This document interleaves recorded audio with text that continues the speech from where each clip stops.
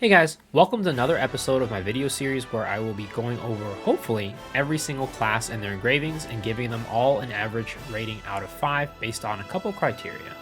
These criteria are accessibility, cost, ease of play, damage, utility, fun, and popularity. At the end of the video, I will give an overall score to the class based on all of these criteria so that you can make a decision on whether or not this class is for you. And given that fun and popularity are a bit subjective in terms of its value, I will give one overall score that includes them and one that doesn't. The class that I want to cover today is Deathblow Striker. As you might know, Striker is my main and Deathblow Striker is currently the main spec that I play with. And while I think that the class is extremely flashy and provides amazing synergy to the party, I think that the class has many faults as well that I want to highlight today. So the first criteria is accessibility, which is basically how accessible is the class to a new player. There are 3 things that go into this category: skill points, runes, and a small portion about cooldown gems. Additionally, Striker, unlike other classes, does not use Light of Salvation as its card set, so card set will also be a factor in this category as well, specifically for the Deathblow Striker. When it comes to skill points, I would say that this class is pretty friendly for most people to pick up. By no means does it require the full 420 skill points, and I would say for the most part, you only need 404 skill points to make this class work. Anything beyond that is just a luxury. As for runes, this class is one of the lucky meter gain classes that does not actually need a purple wealth rune. You will be just fine using 2 blue wealth runes. But having said that, there are certain variations of the Deathblow build that are enabled by having the purple wealth rune. If you want to learn more about those variations, please check out the full Deathblow Striker guide linked on the top right of the screen. As for gems, this class is a bit interesting. Even with all level 10 cooldown gems, there are still going to be moments where you'll be running around waiting for your skills to come back up in your rotation. So if you think about it this way, even level 10s will not stop the class from being a bit clunky. Your Blast Formation and Vicious Tiger Dance will always have some sort of downtime.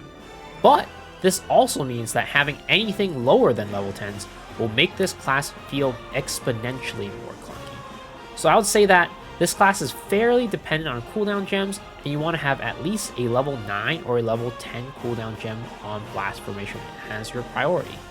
Lastly, I mentioned at the top, Striker is a bit unique in that it does not use the Light of Salvation card set, but rather, it uses the Umar card set and the Lazinith's card set. While these card sets are by no means a requirement to playing Striker, and you can use the Light of Salvation card set to play with it, I believe that it does need to be factored into this conversation because all endgame strikers will be using this card set, and it just gives another hoop that players have to jump through in order to hit the class's ceiling. With all this in mind, I would give Deathblow Striker a 2.5 out of 5 for accessibility, with 5 being the most accessible and 0 being the least accessible. At the end of the day, the fact that you need any form of wealth runes is a bit of a hurdle for most new players, but not needing that extra purple wealth rune and the fact that it doesn't need all 420 skill points brings the barrier of entry down just a little bit. But the fact that you need an entirely different card set compared to the rest of the DPS characters makes this class very inaccessible for most players. When it comes to the cost of a class, we want to look at 2 things: the cost of their accessories and the cost of their gems. In the accessories department, Deathblow Striker unfortunately does have quite the hurdle to go through. It is a specialization class which already brings the cost of the accessories up, but not only is it a specialization class, it is a class that has breakpoints for its specialization requirements, meaning that you need a certain amount of spec in order to make this class's rotations feel smooth to play. So that automatically requires you to pay a premium for high quality spec accessories. Again, if you want more info on this, please check out my full Deathblow Striker guide.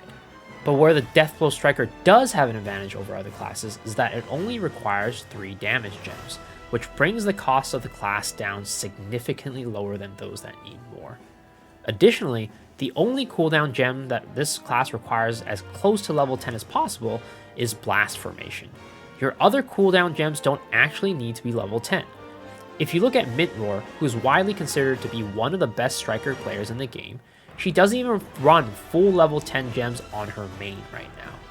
So all in all, I would give Striker a 2.5 out of 5 when it comes to cost, with 5 being the cheapest and 0 being the most expensive.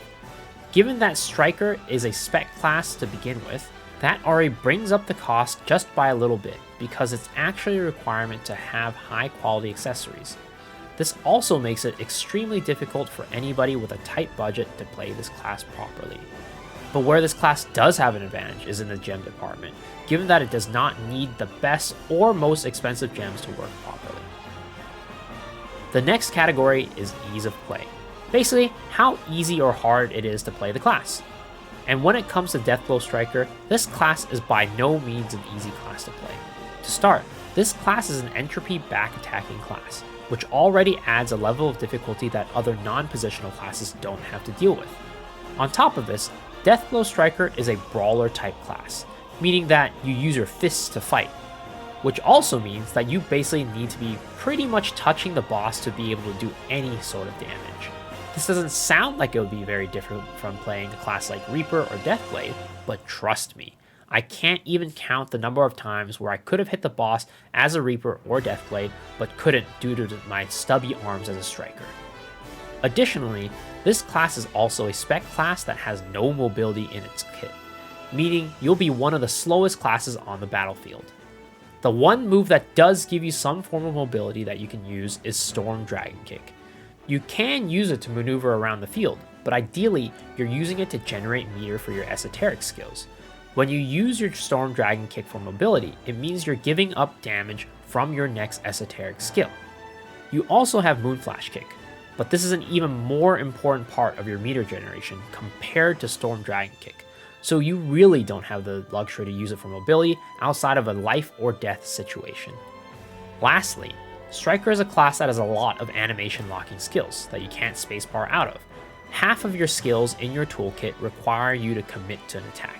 So if you're in the middle of an attack and a boss decides to turn your way and launch an attack, you're pretty much just like a sitting duck half the time you're playing the game. So overall, I would give Deathblow Striker a 2.5 out of 5 for ease of play, with 5 being the easiest to play and 0 being the hardest to play.